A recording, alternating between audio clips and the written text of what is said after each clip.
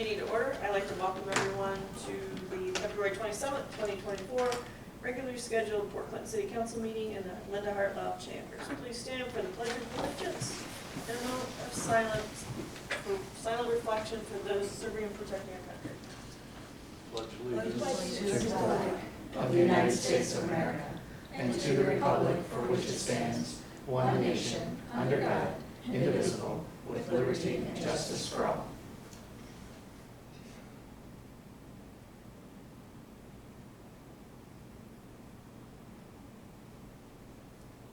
Thank you. You may be seated.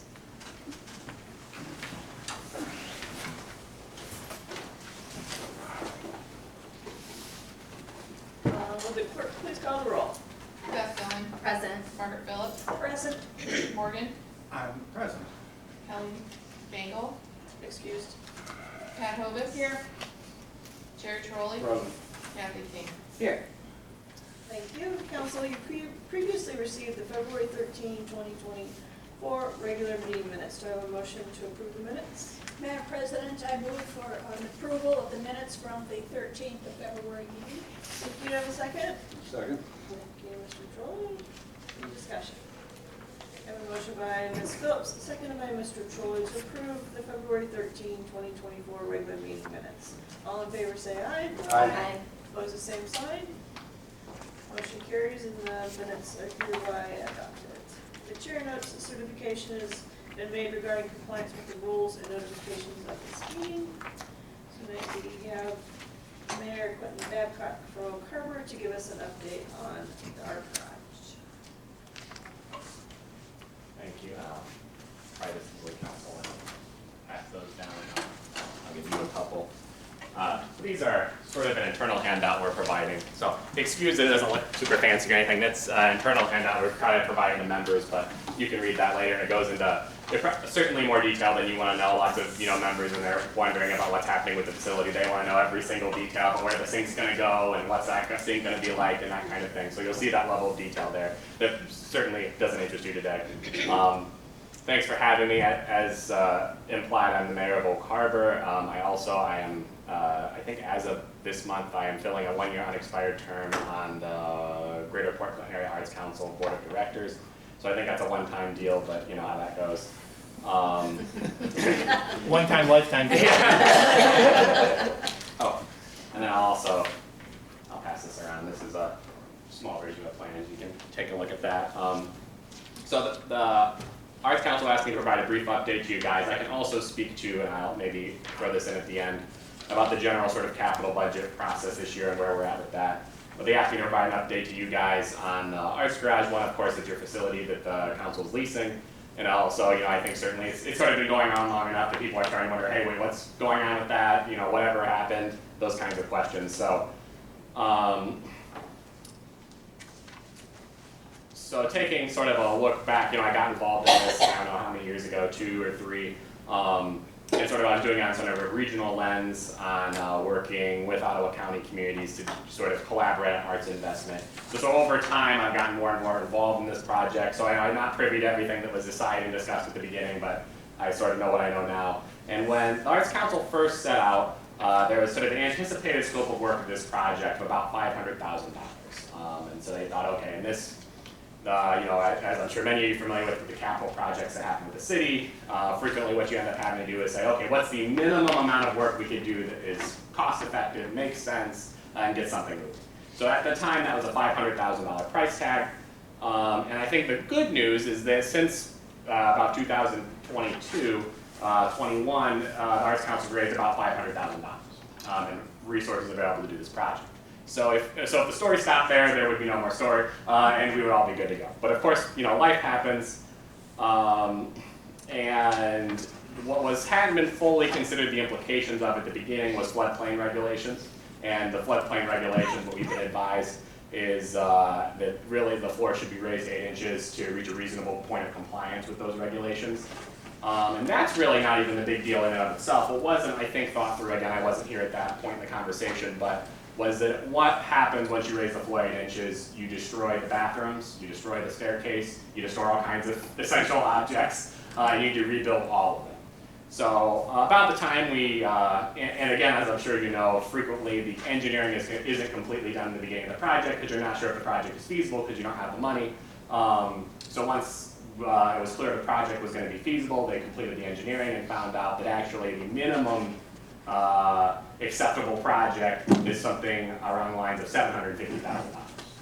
So therefore, there ends up being this scenario where, okay, we have the $500,000 we set out to do, so great success, and I think it's easy for volunteer organizations to burn themselves out, so I really try to push with everybody, well, you guys did what you set out to do, I mean, good job, team. But also the circumstances have changed. So, as I said, doing more things costs more money. So it's not, of course, sometimes what happens in projects is the cost to do the same amount of things increases, which of course also happens, but that's fortunately not what happened in this case. What happened in this case is actually the minimum number of things that can be done increased. So it'll cost more money, but there'll also be more deliverables associated with that. So sort of the status update is we're regrouping a bit this winter. The group did a very strong job with some major donor fundraising. We received $100,000 from the state in the last state capital budget, so those funds are available. So some really good things happened, but we're sort of regrouping over the winter. And actually we're working with, I think it's appropriate for me to disclose this, is the Ottawa County Community Foundation has been very generous. They provide the expertise of their executive director, and he's helping us figure out how do we go from where we are now to doing another round of major donor fundraising and getting this thing over the finish line. But also we've submitted a request, as you're aware, to the state capital budget, and I believe the number we submitted them was $150,000. Where that is at today is I don't know if you guys follow this at all, but it's very dramatic at the state level. There's capital budget, there's another one-time pot of money. The two chambers of the legislature are having some disagreements about what should be done with this money. So it's very interesting, but I think overall, so the developments that have happened so far are shaping up optimistically. If you look at the magic money over here, one of our state legislators, who I won't name publicly, calls it the pot of money, because that's the level of clarity legislators have around it. That pot has been designated, we weren't included in it, which actually was somewhat positive because it was clear that other projects that would be our competitors were getting funded on the front end, and they're not going to be in the real competition when we get to the real competition. So I think that's good news for us, but you don't know until those sorts of projects happen. And you'll see that pass around is the current architectural plans. Those are complete, and what you'll find in that letter is the enhanced scope of work that discusses all new scopes. So that is the update today. You'll probably hear more from us in some capacity, or maybe not, in the summer when we're re-engaging in our major donor fundraising. We're sort of waiting, not waiting per se, but the real work will happen in the summer when snowbirds are back and we're able to create some additional meetings and hopefully generate some additional funds. So that is a quick update. I'm happy to answer any questions, whether how the fundraising is working or the logistical details of the project. When do you think you may begin work? Any idea? I think we'll have a very strong understanding of the timeline of the project, at least relative to our current position, around July. By July, the state budget process will have been borne out. We'll find out what or if we are funded in that process, and we'll also know what the early efforts of our sort of 2.0 campaign are. And so if we are sitting where we'd like to be, closer towards that $750,000 than not, then I think we can start. The next step would be, there'll certainly be some additional fundraising to do, because sort of $750 is the price tag. Now we could probably find a few things to pull out of that, but also there are going to be incidentals and that kind of thing. So we'll continue to fundraise through that number. I think if things went really well, this is something that we could see next year, because we could hit the early fall and say, okay, we know we have the amount of money we need, and now we can talk to the contractor and start getting things lined up. So I think next year is realistic. I don't know that it necessarily will happen, but I think it's realistic. Thank you. Did anybody else have any questions? Mayor, if someone wanted to be an angel and write a big check, who should they contact? Yeah. Or a small check. Yeah. Maybe small checks too. Certainly, I can facilitate that. You can contact me, and I'd be happy to give anyone my information, or you can Google it. It's out there, for better or for worse. So I can facilitate that process. it's good to see the space used, even though the Yes. project is not completed or even begun yet. So it's fantastic to be in that space and see what's there right now. So it's much appreciated to have that open to the public in the capacity you guys do. So Absolutely. thank you for that. No, I appreciate it. Pass Yeah. that on, please. I will do that, yes. It's very good, whether it's the events or creating space. I was exchanging phone calls and emails before this about we're looking at applying to a grant that would bring more high school age children through the space as part of essentially a workforce development adjacent program. What they find is that youth who have an aptitude for arts aren't necessarily thinking about arts as a career. Just like we found with the skill trades, right? You know, people who were good at that kind of thing weren't thinking, I should go be a welder.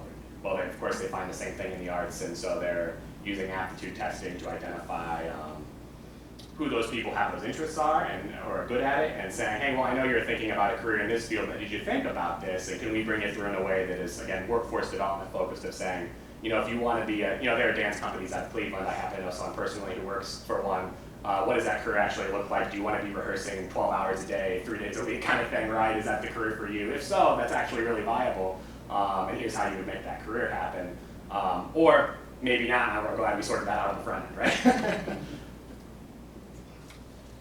Madam President, I've heard nothing but nice things about the garage, and I do know a lot of the people are involved at the top, like Johnny. Oh, sure. I mean, we were partners for lecturing. Oh, nice. She always speaks kindly of the whole thing because she does not feel like it's iffy. Yeah. And I think you are definitely one of the people to help push that along. You and a bunch of other people that are just really involved. Yeah, absolutely. I appreciate that. And I think it's a really exceptional group of people who managed to do this, and certainly I've learned a lot working with them. So I think a lot of people who are just willing to put their nose to the grindstone and figure it out. And when you're in a community, certainly this is my experience in Oak Harbor, and it's been my experience with this group as well. That you don't know how to do it until you figure it out, and so I think we have for the most part, which is nice. Madam President, everyone in this room has been through the Art Garage and knows what it's about and loves what's happening down there. One of the important things that we all can do is get our family and friends and out-of-town visitors through there. TAG, at the end of last year, started a campaign they're calling Brown Bag at TAG. Whether you go through a drive-through or call a restaurant and get your meal to go, come on down there and have lunch with some folks. And you just absorb the atmosphere. I had the opportunity to take, many of you had Dave Link as a science teacher at high school. He was in town over the holidays, and if you knew Dave, he's not an art person by any means, but he absolutely loved that space and found it amazing.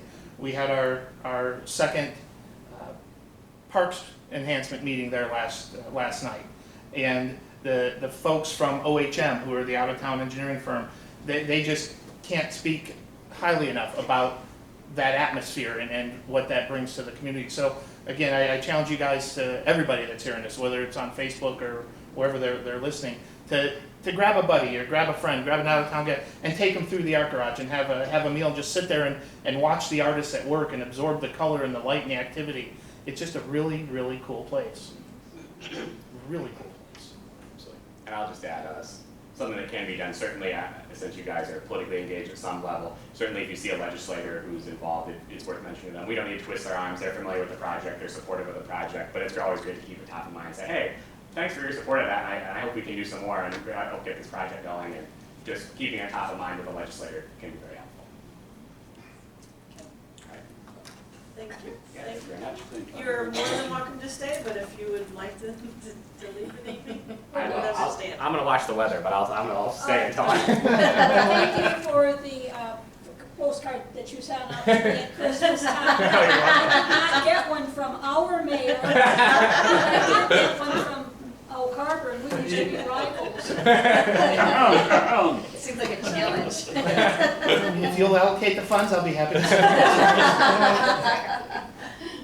That's Okay, fantastic. thank you. Public comment? None. Okay, move on to executive officers' reports.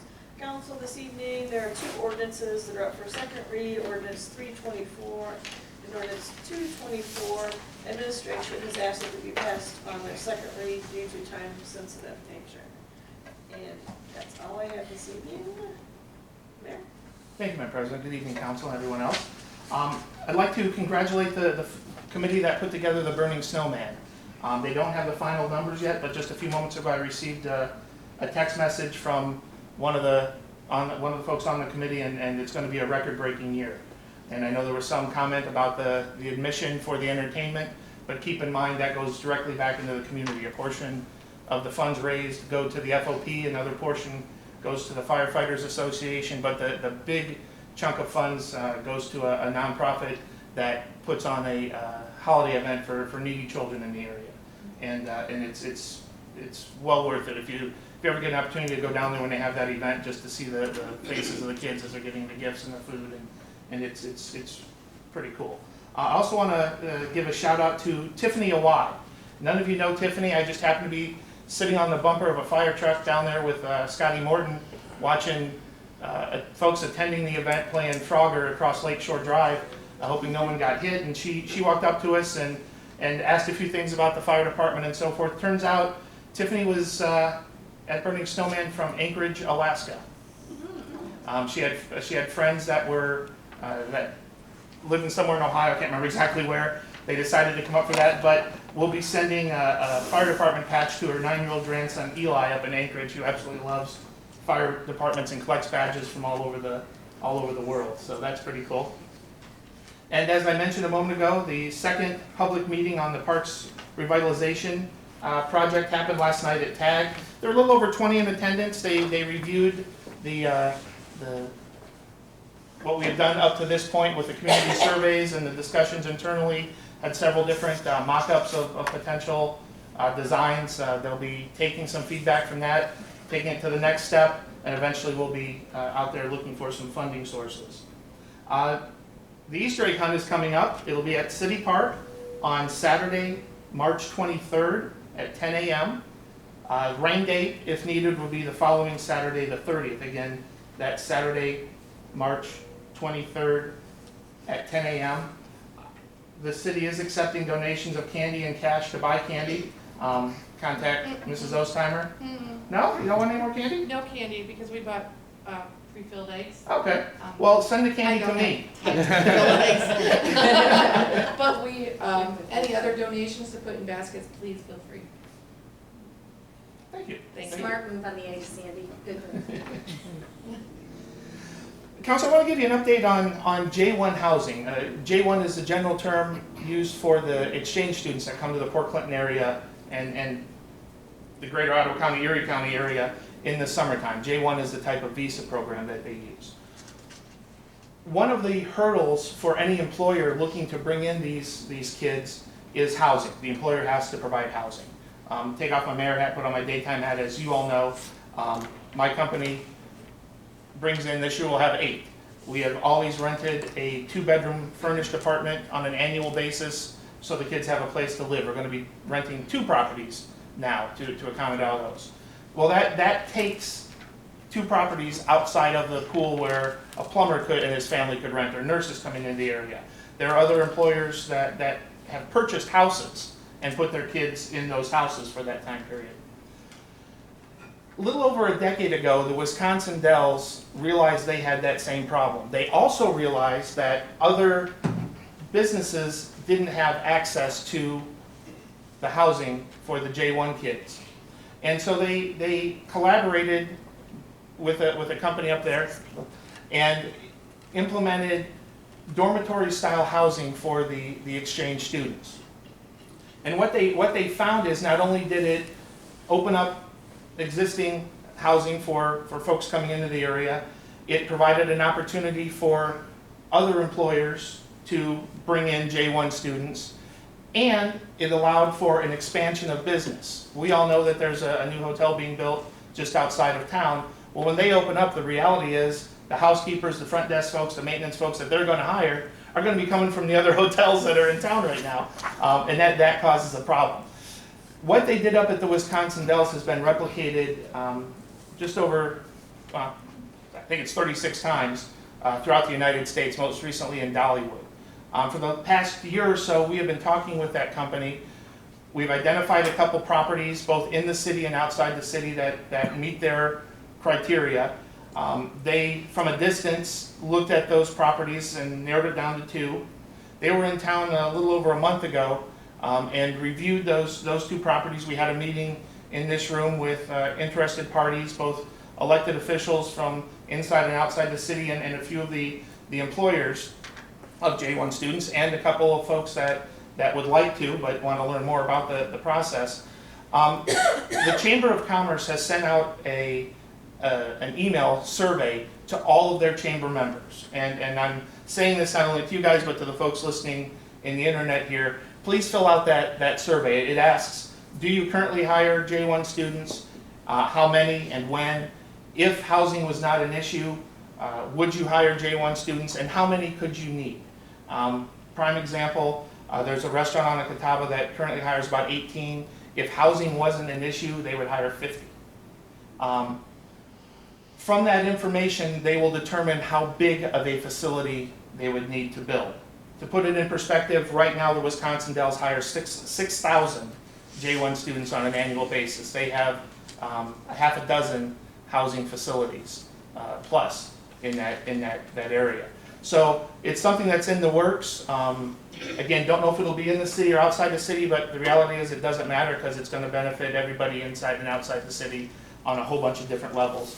And at some point in the very near future, I don't have a timetable for you, I hope to have an update on how that process is going and how individual businesses, both with and without current J1 students, can be part of that whole process. Something else that's been on the works for years, and I know Mr. Trolley has asked this question just about as much as a flip update.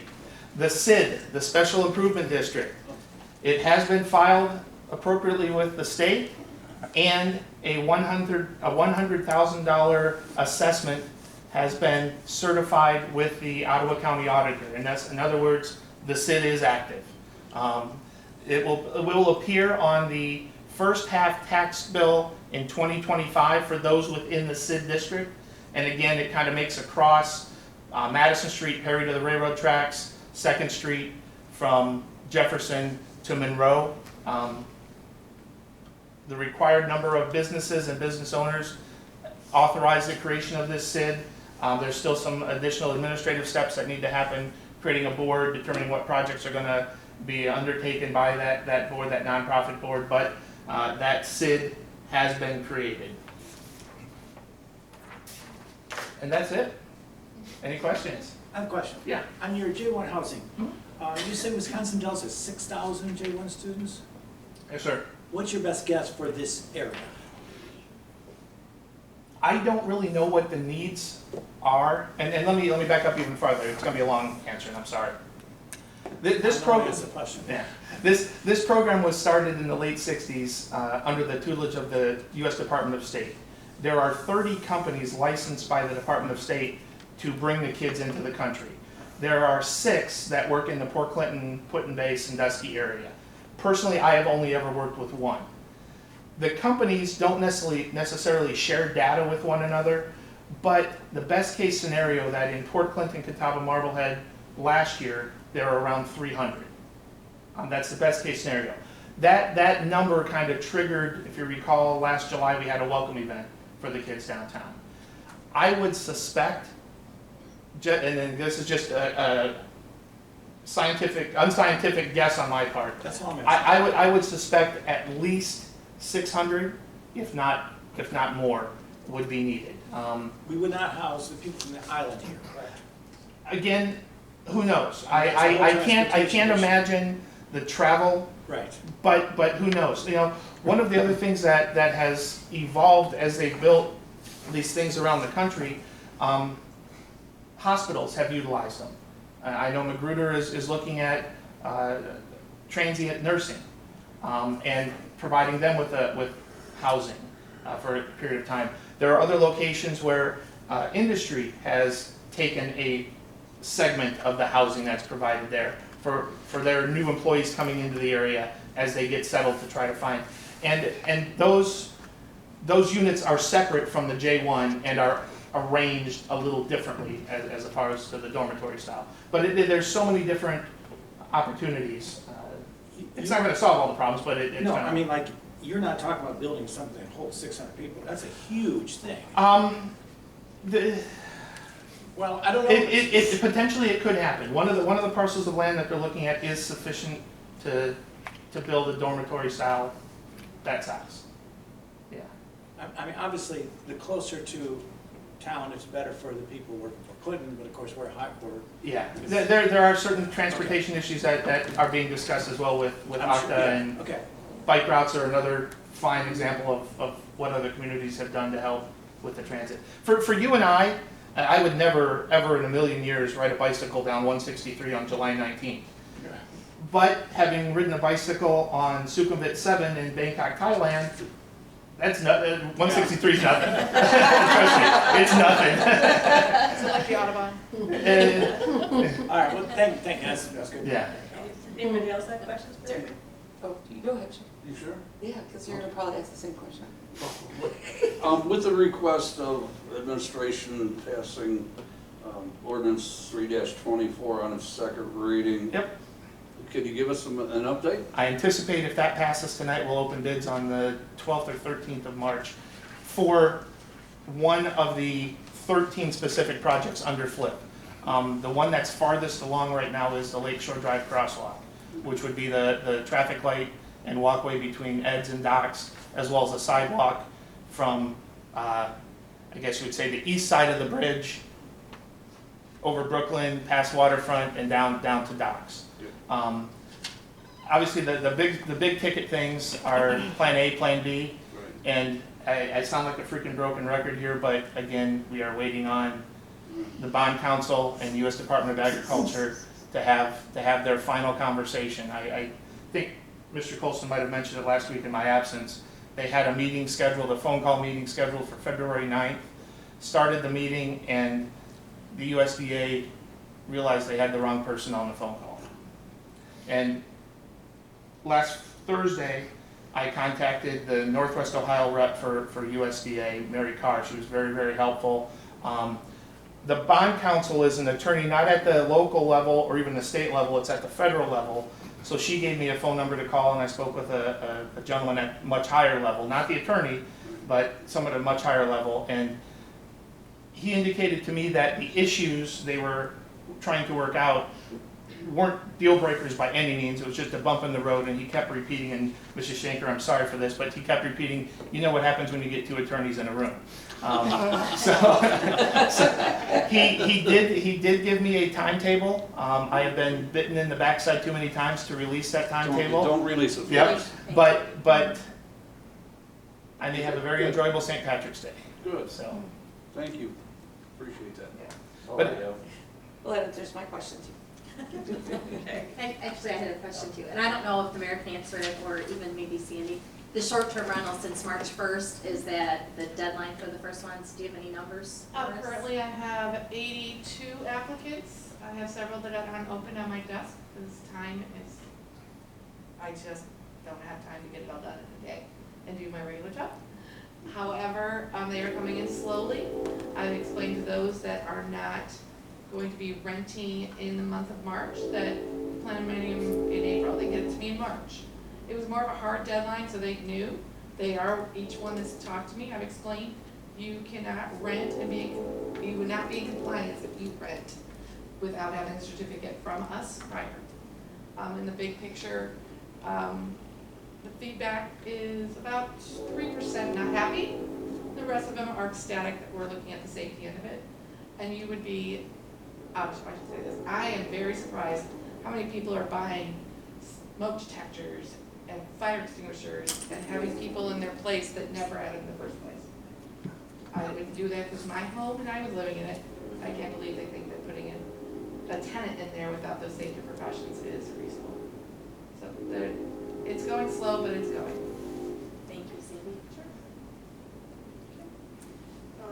Auditor's not with us, we want the treasurer's report. No report this evening.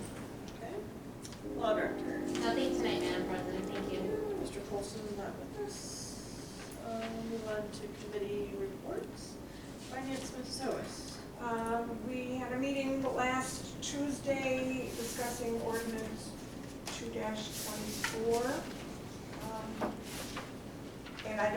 my next meeting will be, but I will let you know. Thank you. Environment Public Works, Mr. Trolley. Nothing at this time, Madam Thank President. you. Safety Services, Ms. Phillips. Nothing, thank you. Thank you. Economic and Community Development, We have a meeting immediately following this week. Thank you. We have no correspondence. We'll move on to readings of ordinances and resolutions. Under third readings. Clerk, please read by title and summary only. Ordinance 1-24. Ordinance number 1-24, an ordinance authorizing and directing the Director of Safety and Service to prepare and submit applications as may be required for planning, design, and construction phases of the water meter replacement improvements, elevated water tank base improvements, wastewater treatment plant pump and heat air exchange unit improvements, Laurel Ave reconstruction, sanitary sewer and storm sewer improvements, lead service line improvements, and lead service line replacement infrastructure improvements to the Ohio Water Development Authority, OWDA, Ohio Environmental Protection Agency, OEPA, Ohio Department of Development, ODOD, Community Development Block Grant, CDBG, Water Pollution Control Loan Fund, WPCLF, Water Supply Water Pollution Control Loan Fund,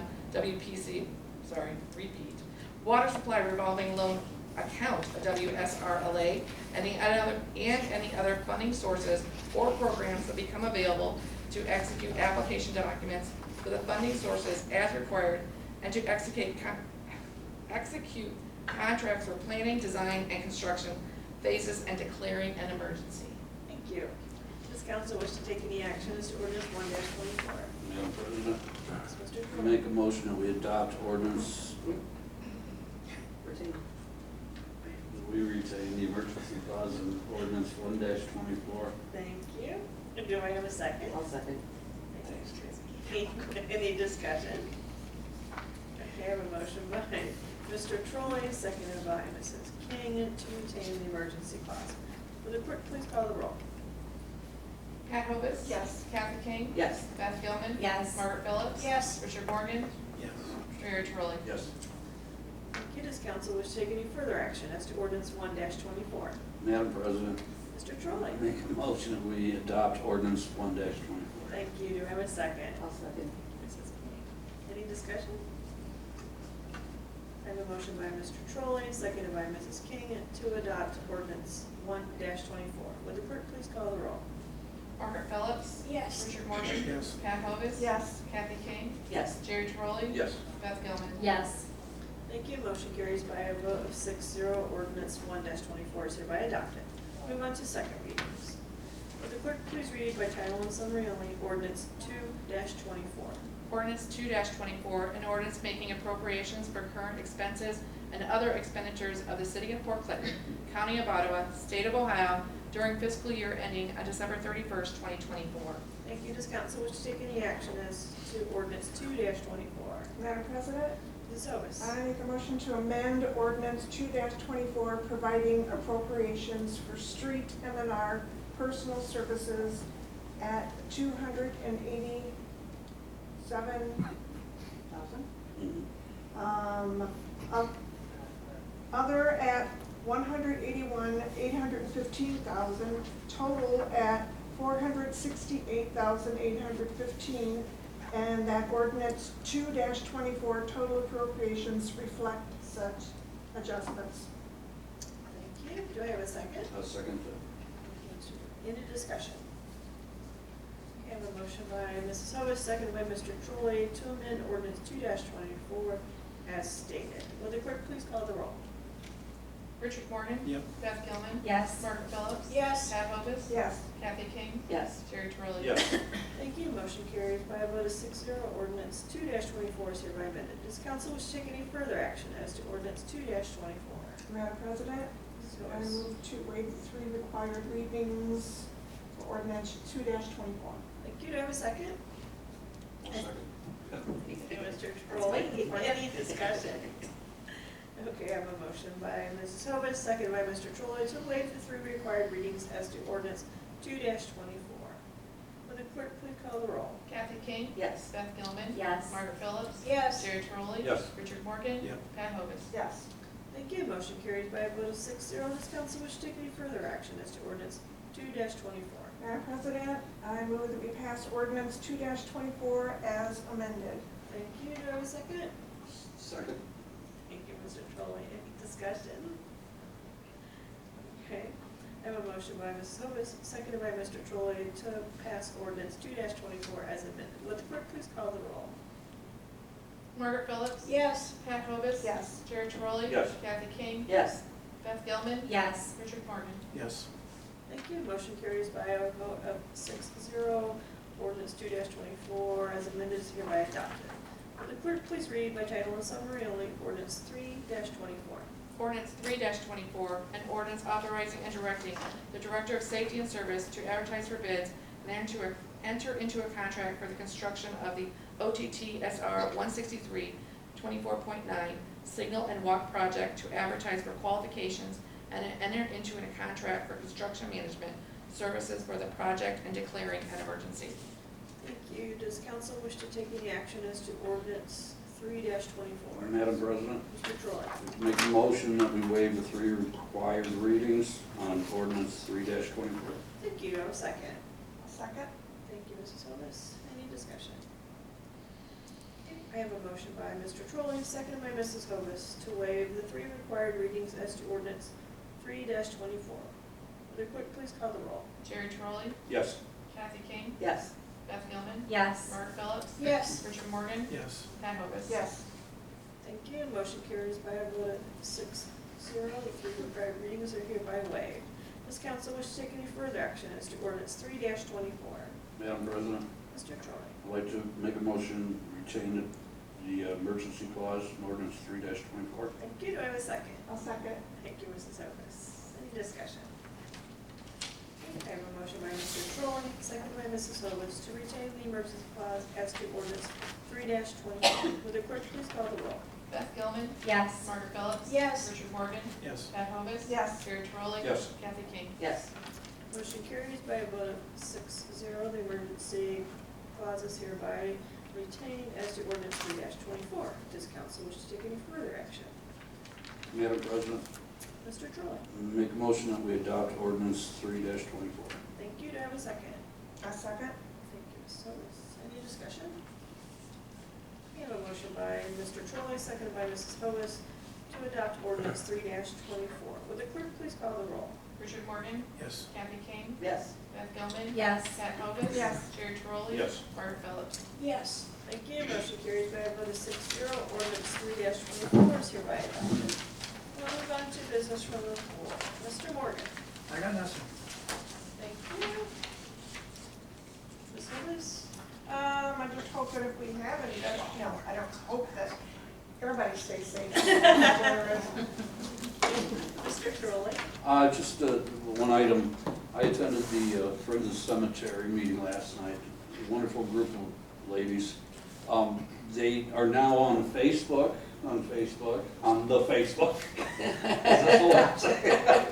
But anyway, they would like everybody to visit their site. It's Friends of Port Clinton Cemetery.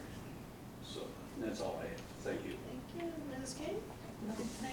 Thank you, Ms. Phillips. Thank you, Madam President. All the questions that I had were answered by people here during the meeting, so I don't need to go no further than that. Thank you. Mrs. Gilmore. Nothing tonight, Madam President. Thank you. Seeing no further business, I will entertain a motion to adjourn. Madam President, I move this August body adjourn. Second. Everybody's excited. These are slow. All in favor, say aye. Aye. Opposed, the same sign. Thank you. We're adjourned. I didn't mean to-